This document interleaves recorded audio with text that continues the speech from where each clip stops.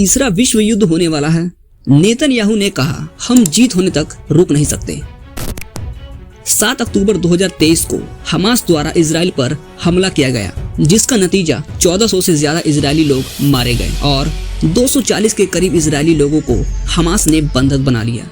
युद्ध के 47वें दिन के बाद इजराइल और हमास के बीच एक समझौता हुआ, जिसके तहत हमास ने इजराइल के 50 बंधकों को मुक्त करने का निर्णय किया। इसके बदले में इजराइल ने नए हमलों को रोकने का निर्णय लिया, लेकिन अब नेतन्याहू जीत होने तक रुक नहीं सकते। दोस्तों, द टाइम ऑफ इजराइल की रिपोर्ट में 25 दिसंबर 2023 को यह खबर आई, जिसमें नेतन्याहू ने अपने बंधकों के रिश्तेदारों से मुलाकात करते हुए कहा कि इजराइल अपनी जीत होने तक नहीं रुक सकता। हम अपने लोगों को वापस लाने में हर प्रयत्न करेंगे।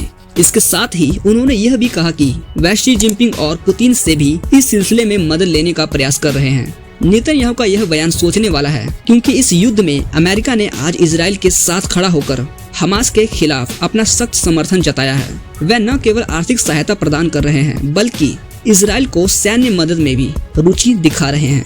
इस युद्ध स्थिति के चलते अमेरिका ने इजराइल को विभिन्न मिलिट्री उपकरणों की बड़ी संख्या भेजने का निर्णय लिया है। गाजा पट्टी में हमलों के लिए इस्तेमाल होने वाली सैन्य और हथियारों को बढ़ावा देने के लिए अमेरिका ने कई मिलिट्री विमानों की खेपें इजराइल भेजने का आदान प्रदान किया है।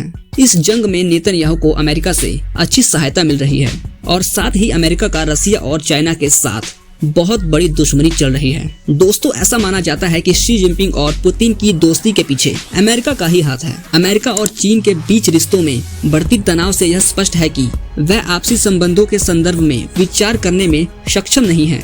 अमेरिका चीन के विस्तारवादी दृष्टिकोण और व्यापक आर्थिक प्रभाव के कारण उसे अपना दुश्मन मानता है, तो दूसरी ओर नाटो के विस्तार के कारण रूस अमेरिका से दुश्मनी रखता है। दोस्तों, नेतन्याहू ने जो बयान दिया है कि वो इस युद्ध में अब शी जिनपिंग और पुतिन से मदद लेंगे, यह संकेत तीसरे विश्व युद्ध की ओर इशारा करता है, क्योंकि पुतिन और शी जिनपिंग का इस युद्ध में आने से अमेरिका कहीं हमास के साथ न खड़ा हो जाए।